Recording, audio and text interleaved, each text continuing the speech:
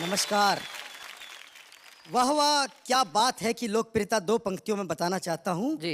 जब से पागल खाने वाले अपने पागलों को वाह वाह क्या बात है दिखाने लगे हैं, कुछ पागल तो ठीक होकर हंसते हंसते घर जाने लगे हैं। क्या बात है। और कुछ यहाँ आकर कविता सुनाने लगे हैं। भाई क्या बात है। और जो समय वाह वाह क्या बात का है, उस समय पेश होने वाले कई कार्यक्रमों की स्थिति बिल्कुल ऐसी हो गई है जैसी रोडवेज की बसों की स्थिति होती है। क्या बात है। रोडवेज की बसों की स्थिति बताता हूँ कि आप रोडवेज पे चढ़े या रोडवेज आप पे चढ़े, टिकट आपका ही कटेगा।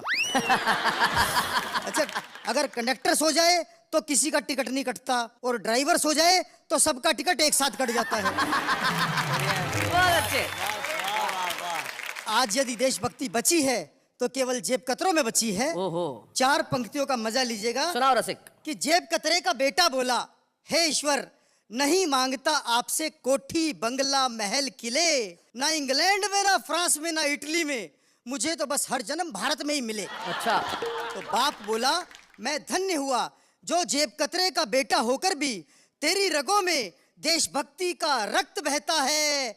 बेटा बोला, ये बात नहीं है पापा, वहां ठंड इतनी ज्यादा है कि लोगों का हाथ अपनी जेब में ही रहता है।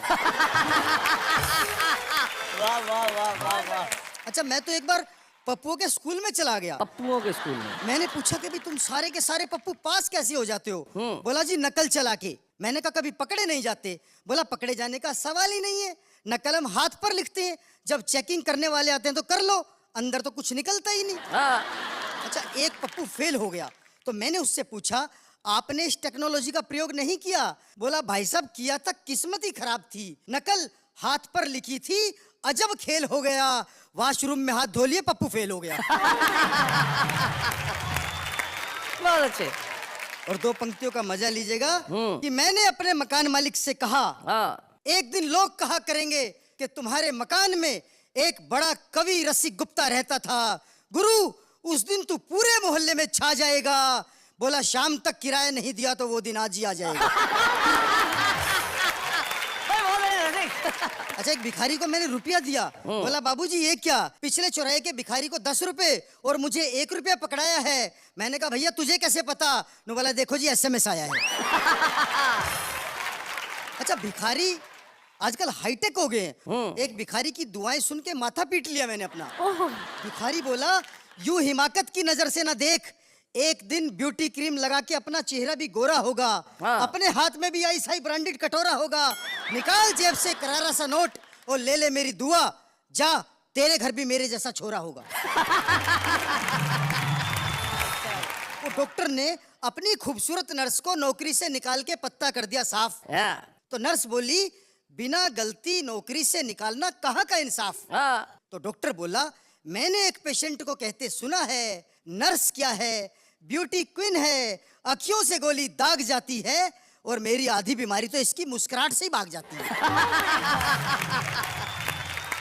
बहुत अच्छे।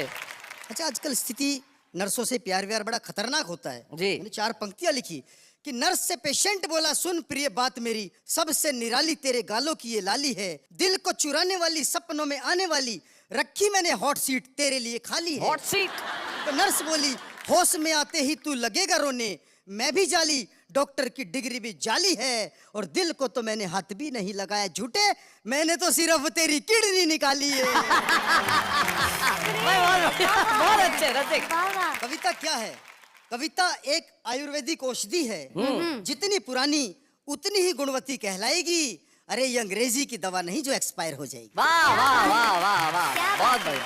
तो कविता की शक्ति मैं बताना चाहता हूँ 4 पंक्तियों में। क्या बात? कि एक बार एक सपेरा जहरीले सांपों के बीच दिखा रहा था अपना कमाल, यानी वही पापी पेट का सवाल। लोग उसकी बहादुरी पर रुपया 58 दे रहे थे और सस्ते में ही खेल का मजा ले रहे थे। वाह। कि अचानक उसके चेहरे पर मौत का साया मंडराने लगा, और उसकी हालत देखकर मुझे उस पर बड़ा ही तरस आने लगा। मैंने पूछा, हे सपेरे भाई, क्या तुझे किसी जहरीले सांप ने काट खाया है जो तू इतना भी घबरा रहा है? वो बोला, नहीं बाबूजी, वो सामने से पुलिस वाला डंडा लिया रहा है। क्या बात है भाई, वाह वाह वाह वाह।